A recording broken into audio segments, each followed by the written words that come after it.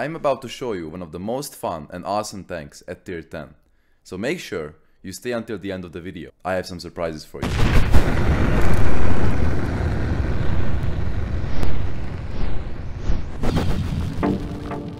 T22 medium used to be a reward tank for players competing in this rampage mode back in the day. It was ridiculously overpowered, it had a great gun, it had great armor, and it had the best mobility of its tier. And ridiculously, it was just OP. And then after that, it got nerfed to the ground, but they basically took away the DPM, they took away the gun handling. And they also nerfed the armor a bit and the mobility as well. But now, with the new black market release happening tonight, they actually buffed the tank, and it's actually really fun and really good to play. So if you take a look at the DPM, is like 3,500 if you use the Armour directive. It's 3,400 without it. This is not bad, to be honest. It goes down to 5.45 reload for a 320 alpha, which is not bad. It has a good aiming time. It has okay dispersion values. It has really nice velocity, 1535 meters per second on the APCR shells and 900 meters per second on the heat shells. But it has ridiculously good mobility, and I'll show you in a second what kind of mobility it has compared to the other Soviet tier 10 medium tanks. It's got great traverse speeds, great terrain resistance, and also very nice top speed and awesome power to weight ratio. And on top of this, let's take a quick look at the armor. I'll also show you clips with this. So we're about to take a quick look at how this tank compares to other Soviet tier 10 mediums. And yeah, look at the clip. It is ridiculously good. Like, the fact that I'm just so much in front of them so early on speaks highly of the terrain resistance and the power to weight ratio of this tank. It is so good. Look at this. I am way before them. Look how much the 430U is lagging behind right there. Crazy.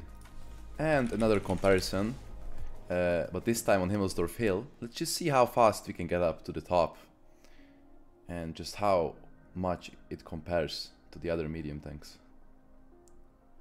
Look at it. It's I think this tank speaks of itself for this in this clip. It's just, it is so good. And the fact that this tank can keep the rotational mobility in the next clip, I'll show you. So now I would like you guys to pay attention to the traverse speed and the way that I'm keeping my speed while traversing left and right. Look, I am not dropping from 49 kilometers an hour while making insane traverses like this. Look at this. I am not dropping from 49. This basically means that this tank is probably one of the most maneuverable tier 10 mediums in the game, actually. Other than the Leo 1, of course, and some of the more mobile tanks with 65, 60 top speeds. But look at this. Look at how you can keep its momentum while just turning left. Yes. This is awesome, actually. Let's take a quick look at the armor of this tank in tanks.gg. Let's actually compare it to a high penetration value TD, like say an E3, and let's actually go load APCR with it because it's one of the best shells in the game. And let's take a quick look at the armor. Right here you can see that it's 375 pen on the E3's APCR, and you can just see that even if I angle my tank like this towards the E3, he has no chance of penning my side. All the way until here, he has no chance of penning my side.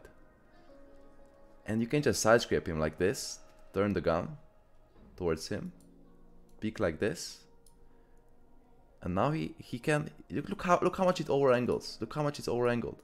Like this, he has no chance. But if it's a bit over angled, he already pens you 100%. See? You have to be really careful how you angle your side armor. Because if you angle like this and just completely bait him into shooting you, he cannot pen you. The only part he can pen you in the side is this small green strip all the way onto the side. This one can be penned from most angles. From this one it cannot get penned, but if you over angle, but it's such a small target. Hitting that is such a gamble, in my opinion. Well, you can see that the tank is very paper. Like, the turret is like 243, 235. This one is like 180, 190. Even from the front, it's like 200, which is not bad. Don't get me wrong. This is great still. So like you will have bounces coming in, people hitting you here, or the lower plate, which is an auto ricochet angle. As you can see, it's very steep, and these bounces are also gonna come in additionally to your track and side bounces. But the weakest point of this tank is the following. Let's actually compare this to a let's say an Centurion AX, if you like, with normal APCR. Let's see how the tank fares against that. If you go into live and check the armor, actually, you can see that the mantlet is not great. It's 240, 229, 227 to 225 on here on the side, and it goes up a lot here. But then again, you have also these small triangles on each side of the cheeks, which are only 260, 270 effective, so it's not that great. Like, if you load like APCR, you will have 50% chance of panning those, but with heat, this will go up to 83%. With heat, though, you cannot pan the mantlet, because it's just gonna get absorbed because of the spaced armor. And but with APCR, you can just pan the mantlet, and I'll show you again in the visual model that this is just 210 even 230. It's not even a small mantlet. This is, I think, quite hittable, especially at close ranges. At high ranges, at medium to high ranges, this will be hard to hit. But yeah, this is quite weak. And also, one thing, if the AX decides to load heat and you try to side script the AX, well, let's look at the side armor again. It's not that great anymore. See? This is 250, 260 effective. He is most likely gonna pan anywhere he hits. And even at angles like this, he has a chance to pan you. So if you load heat and you shoot the T22 in the side, you're not gonna be as effective. So in this next clip, we'll be testing the armor of the T22 and just see how it fares in a non-simulated situation. So I'm side scripting this corner on Minsk. See how I'm over angling my tank, completely exposing my side, but not enough to expose my front plate at full angle.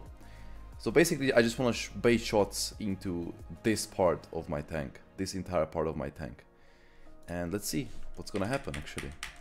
I'll speed it up a little bit, wait for an opportunity of an enemy tank peeking me. Oh, there's the tree, and a Rhinoceron. We do bounce him because I'm shooting APCR, but that's one bounce. That was APCR. That's another bounce from the Rhino. And that's a third bounce from the Rhino. So that basically, I just bounced 3 shots of his clip into my side. We bounce again to 1 shot. And now we load heat, so I can pan the Rhinoceron reliably in the turret. And I realize I can pick this guy for free. I over-angle just in case the Rhino peeks. K91 misses his shot. Shoot him again, he misses again, and the Rhino peeks again. Let's see what kind of shells he has. Oh, that one was a heat shell. Bouncing my side yet again, and you can see the holes it actually came through. Now, the enemy team is actually pushing into my back, so I'm gonna have to make my run away. Because unfortunately my team decided to camp in the city. And let's see how many shots we can bounce on the move. This is gonna be funny. Alright, I'm getting penned now, but wait and see. I'm kiting the 140, that's 1 bounce. I'm kiting the 140 and I'm turning my side and showing him every single time. Look. That's another bounce coming in from the 140. And basically, another one from the AMX. Another one bounce from the AMX. And the fact that I was alive for so long with 2.4k bounce damage is absolutely breathtaking. It's crazy. So the next replay I will actually show you is played on Karelia with a very good MM. There's no RT and there's only 2 TDs, which are low tier.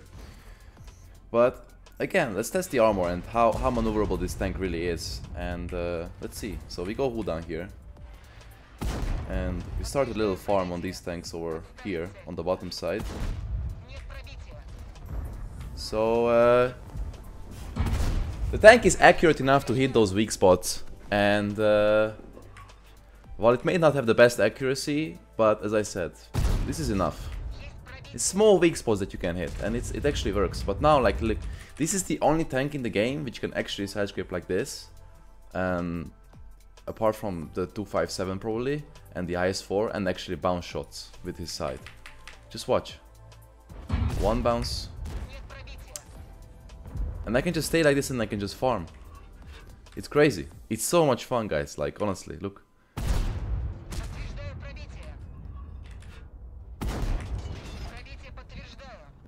It's crazy good. Yeah, the accuracy is good enough. Again, it shows that I'm able to reliably hit the top of the 50M there without bouncing, and actually can just side scrape like this without having the fear from those guys that might be camping there to take damage from them, because even if they hit me in the side, I'll just bounce them more likely. And if they hit me here on this side, well, they will pan, but realistically they should be aiming for my side here, because they don't know the weak spots of this tank. Once again, the weak spots of this tank are obviously the cupolas and the mantlet. The entirety of the mantlet is pretty weak against AP, like 232 for the effective, and obviously the upper plate. At this angle, you can just pan this, avoid the tracks, and here, this side from, if you're facing the tank from this. If you're facing the tank from the front, you can just shoot the upper plate. It's not that much angled, so yeah. Back to the replay. Let's see. And they're not even shooting at me actually anymore. It's quite funny. They stopped peeking and shooting, but probably because of the CS as well, just being there. But yeah, it's great. And the best thing about this tank, may have said it earlier, that you can just go forward and be ballsy and not really care about the repercussions of your actions, like, because you can always just angle your side and bait shots into it, and they will not really pan you. And you can see that the mobility is great. Like, I'm already here, and it took me what, like 5 seconds to get from A8 to here. It's crazy good. I love it, man. I'm just lost for words. And we have so much spotting damage because I can just be ballsy and go forwards and not care. And find these enemies, like.